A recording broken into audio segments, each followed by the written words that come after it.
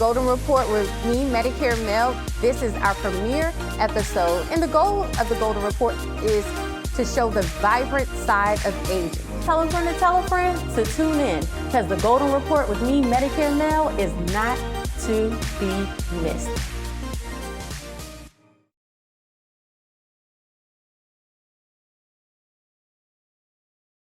Hello, everyone, and welcome to the Golden Report. I'm your host, Medicare Mel, where we focus on the vibrant side of aging. And today we have a very special guest with us. We have community activist, Miss Geraldine Al-Shami. Welcome. Thank you. So nice to be here. Thank you. Yeah. Thank you so much. Hello to the audience, and thank you to you. Thank you, Miss Medicare Male. You are so welcome. You are so welcome. For those of you all who are not aware of who she is, now, if you live in Raleigh, you should know this lady because she has definitely made an impact in your life. She's focused on transforming communities, racial equity for our children, alternative discipline in the schools, and internalized racial oppression. Through her organization, Mary Magdalene Ministry, when it comes to advocacy, Miss Al-Shami, she gets it done. Okay? So let's talk a little bit, for those who do not know you, about your impact in the community and actually in the state of North Carolina. Well, I like to first start to talk about what I do. I'm an education. I started out as an education advocate because of what was happening to children in our communities. I coined the phrase the school to prison pipeline, actually the homeschool prison pipeline. And we did that because there were so many young people, Melissa, so many young, particularly the black males, who were being cycled into the prison system from the school, and I call it the homeschool prison cycle because when you don't know your children's rights, or when you don't know your rights, and when you're not there to stand up and to speak up for your child, then we laid that foundation for our children to be cycled into into the prison system, and that's what was happening. Parents didn't know their rights. Parents were not standing up for their children. When they were not standing up for education, and a lot of our children were being cycled into the prisons, into the courts detention. We were second in the nation. The town that I lived in, Wilson, North Carolina, actually we were third in the nation for children going into the juvenile detention centers. Wow. Yeah, we were That third in the nation. So I began my advocacy there. So I advocate for children's rights when it comes to a public education. We moved into solutions to what we call, when we talk about youth violence. I say we stop youth violence when we stop creating violent youth.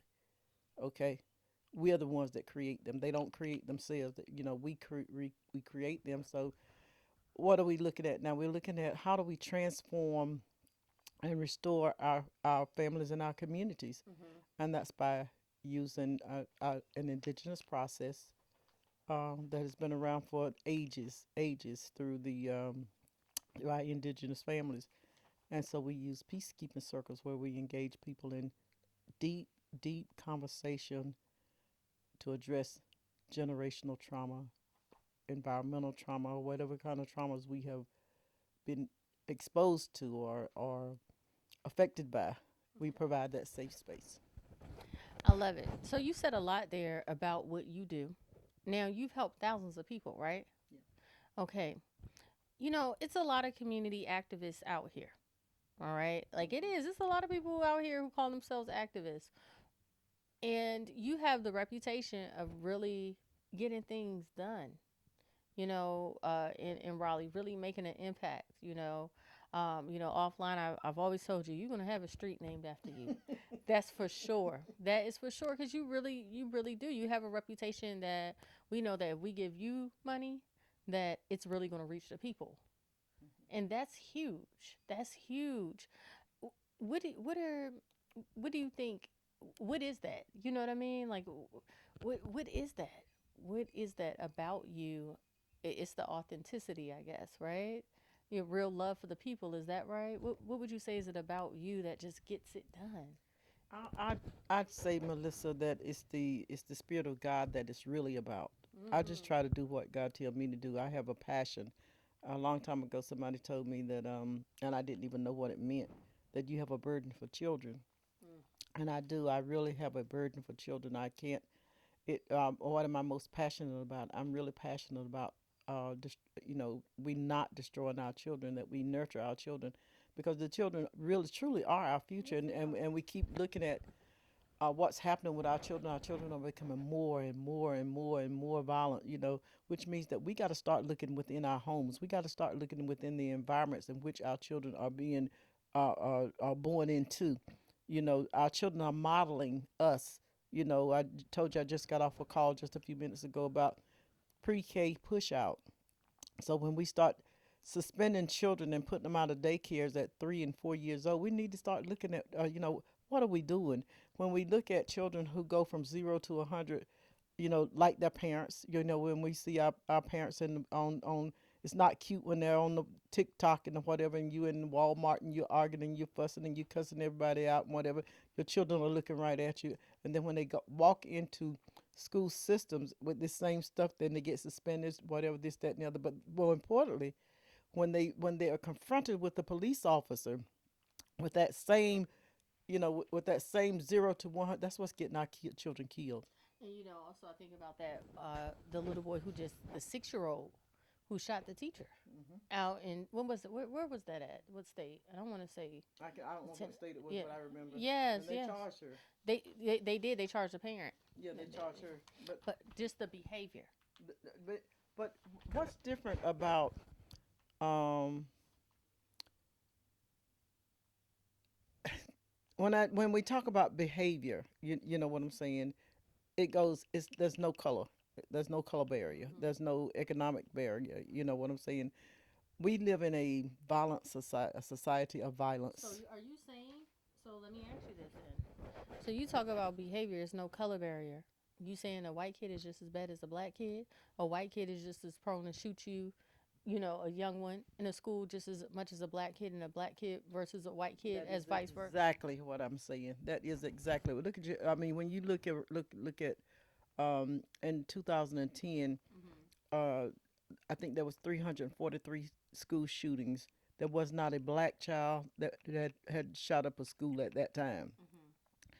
Hmm. Uh, 85% of those children were on some type of medication. Mm. 75% had said that they were bullied. Wow. When we look at what's happening in the schools, there's no difference in what's happening with white children and the black children and anybody else's children. It's who we are more lenient on. Hmm. And so, We're not gonna bother that white child's father or mother who are prominent in the community. We're gonna treat that child different than we do that child who might come from Raleigh North.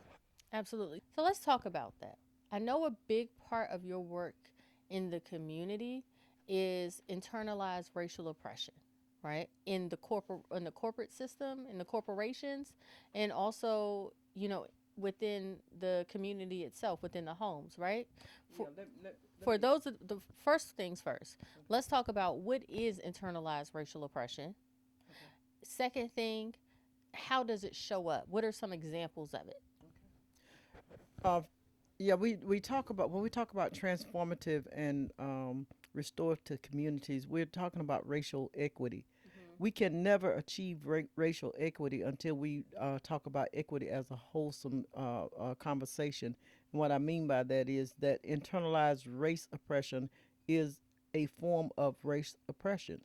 And internalized race oppression is when members of their own race oppress their own people. And some examples are, one, when we look at education, um, African American teachers suspend more suspend more black children for longer periods of time than their white counterparts. Mm. Wow. Okay. Yes, indeed. We will talk about the uh, Willie Lynch syndrome.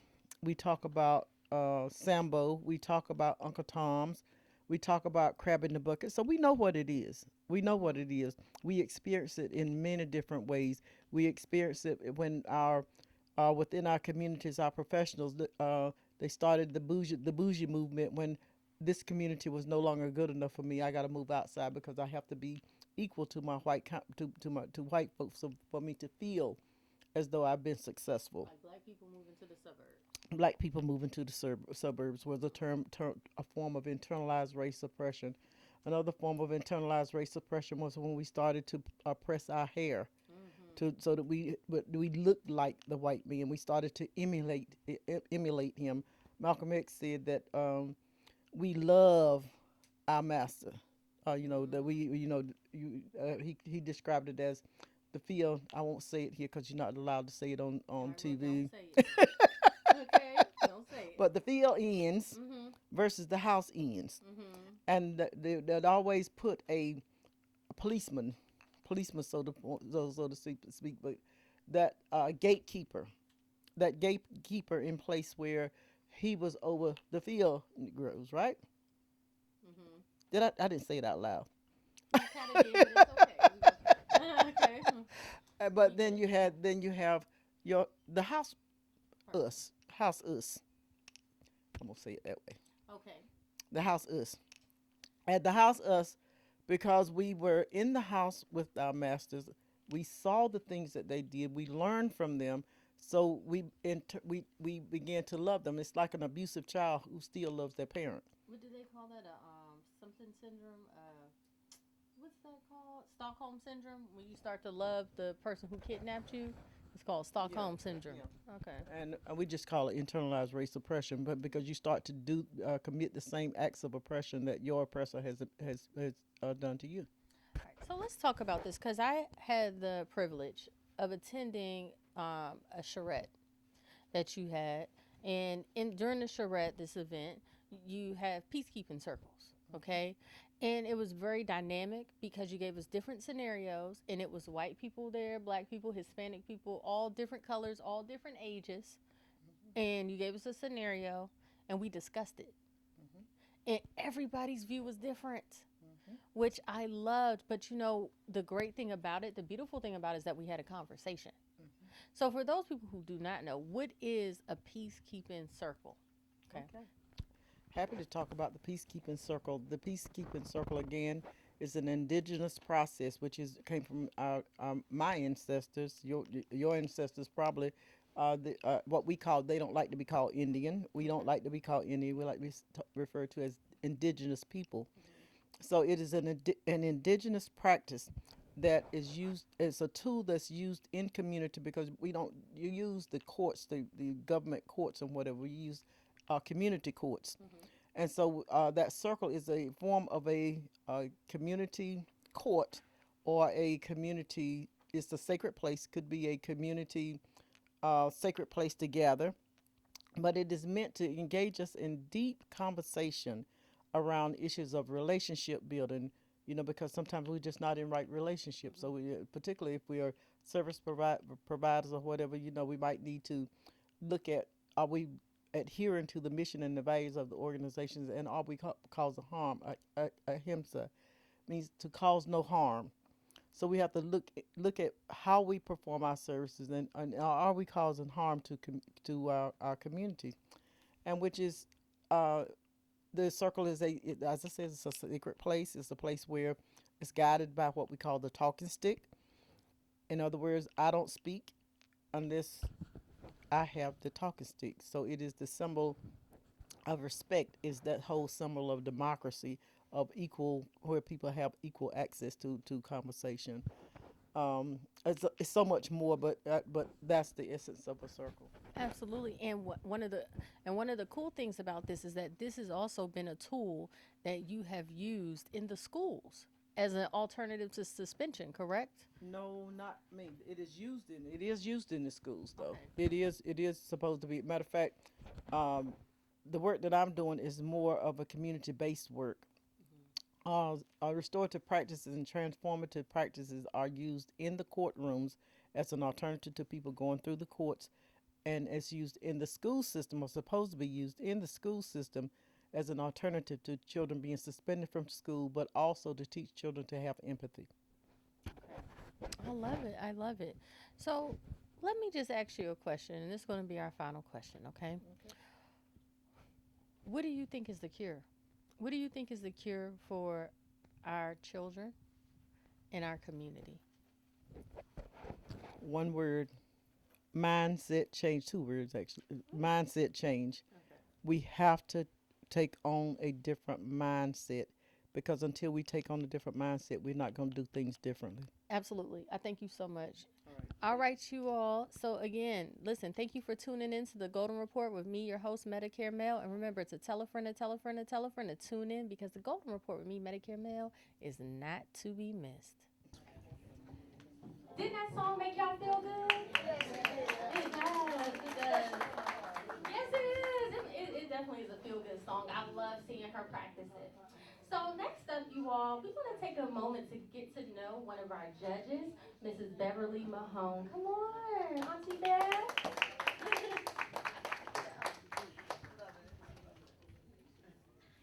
you, thank you, thank you. All right. So, I met Auntie Bev here via, guess what, the World Wide Web, Instagram, okay? And they featured her about spectacular seniors doing big things. And she just so happened to live in Durham, and I'm like, I have to meet this lady, okay? So first of all, thank you so much for being here, okay? Thank you so much for judging this contest. What do you think about the talent so far? The vocabulary word I have. Yes. Propitious. What does that mean? It's full of promise, very favorable. It's a very propitious event. Okay, this is a very propitious event. I propitious. Propitious. Can you spell that? P-R-O-P. Propitious. Wait a minute. Propitious. Okay, let's clap for that. I love it. So you obviously know a lot of words. Tell us about your background. Okay, well, I spent, maybe 30 years as a journalist. I used to work for NBC 17 here in the area and ABC 11 in the area, yes, a few years ago. And I've always had an interest in reading. Reading, that was my passion, and I love to read. And I would come across words that I didn't understand, so I would write them down in a little journal, and then I would go to the dictionary and look them up, and then I'd go back and say, oh, that's what that sentence meant. So that's kind of followed me over my lifetime, and I still do it today at 65. So I'm still doing it, writing down those words that I don't understand, and then figuring it out. I love that.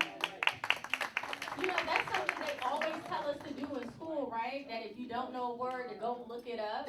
But you actually did it. And this is the result. 1 million followers wanting to expand their vocabulary. I love it. So how did you start your social media journey?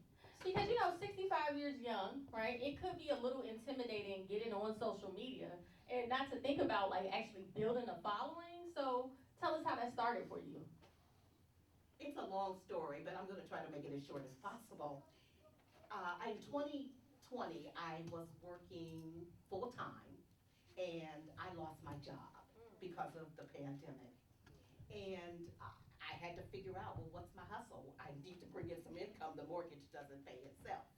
And I wanted to help my husband. I didn't want him to be the one to have to carry all the load. So my grandson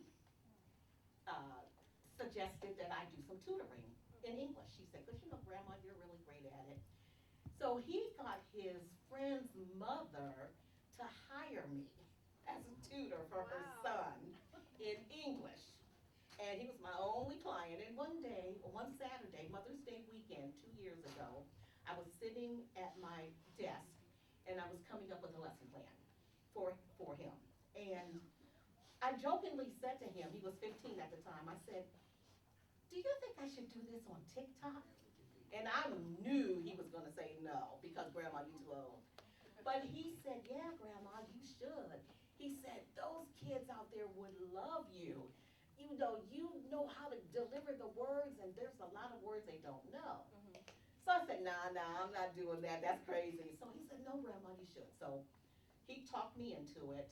We went to the Dollar Tree. I picked up this red hat, came back to my office. He took some pictures of me at my desk and posted it on TikTok. Wow. And that's how it began.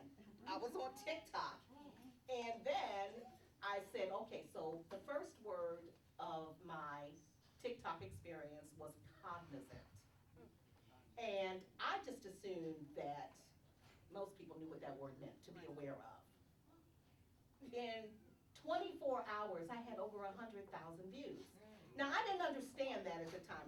I'm not really into the social media, well, I am now, but I wasn't back then. And my grandson, Gerard, kept saying, Grandma, you've gone viral. What does that mean? I don't know, you know? And that's really how it started. That's the background of it. That's amazing. That is amazing. 100,000 views, I've never gotten that before. And, I really wanted you to be up here so everybody can see. It's not about an age. Age is nothing but a number. If you have a useful message, people will tune in. Well, it's not quite. Let me tell you something. In the beginning days of TikTok, I had a lot of cruel kids out there. Oh God, yes. You too old to be out here. Why don't you go on the Facebook? Why you? Oh, it was awful. And I didn't know how to shut out the noise. And so my grandson showed me how to filter the comments so that I would not be subjected to the cruelty. I had a lot of cruelty, but once it caught on and people saw that I was consistent, doing it every day, giving them words that they really could use, that negativity did die down. I love it. You let your haters be your motivators. You kept pressing on. Yeah, I did, but it was tough for a while. I'm sure it was. People, they get very brave behind a keyboard, wouldn't they? Yeah. They are. People are very brave behind a keyboard. They say things they wouldn't usually say. Right. So I'm happy you pushed through. Okay. So let's talk about that. What opportunities have being active on social media brought you so far? Because you got 1 million people following you. It has to be some type of life change, some type of opportunity. Well, I've had a few.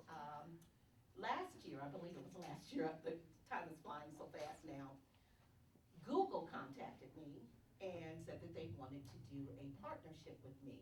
I thought it was a joke because Google, how would you find me out of all of the millions of people online? So I dismissed it. I didn't even bother to respond at first. They wrote again. So then I wrote them back and I said, okay, please tell me how you found me. And they told me the exact video, and then I knew it was true because that video was done several months ago, so they had to be digging through, finding the keyword, and keyword is the information that they were looking for, and that's how they found me. So they paid me a considerable sum. Enough to pay the mortgage for a couple of months. Okay, all right.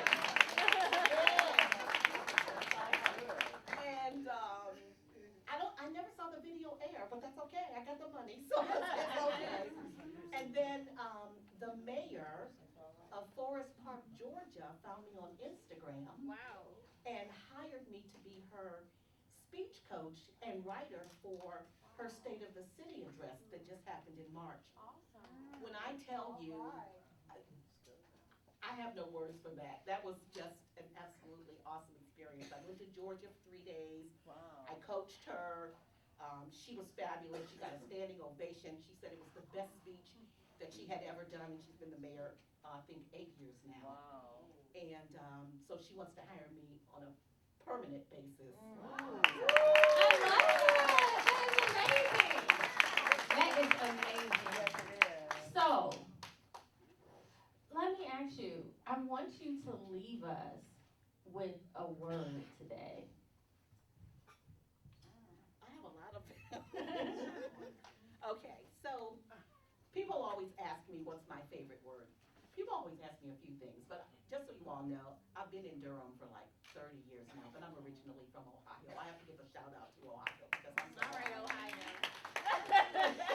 But people always ask me what my favorite word is, and I do have two of them. The first one I did say was indomitable, the never give up spirit. My second word is equanimity, and that means keeping peace in times of crisis. Having that equanimity inside of you so that no matter what's happening, no matter what everybody is saying to you, the naysayers, the negativity that's all around you, if you keep that equanimity inside of you, it will give you the peace that surpasses all understanding. So that's my word. I love it. Let's all say equanimity. I love it. I love it. Well, thank you so much. Continue to enjoy the show. We appreciate you. And how can everybody here follow you? Well, I am on TikTok, like I said. It's Auntie Bev. Bev Speaks, B-E-V Speaks, and on Instagram. And Instagram, if I can do half a minute to say this. So this is how genius my grandson is. He has no interest in business. He wants to be a NFL player. So he told me, I was on TikTok and I had gotten up to 600,000 followers. He said, Grandma, you should be on Instagram. And I said, I am on Instagram. He said, no. You really need to be posting the videos on TikTok that you do on Instagram. So I said, okay, I'll do that. Now, at the time on Instagram, I had about 900 followers, right? Not many, but it's okay. A month ago, I had 56,000 followers on Instagram. Wow. Now, since that time, I now have over 300,000 followers on Instagram.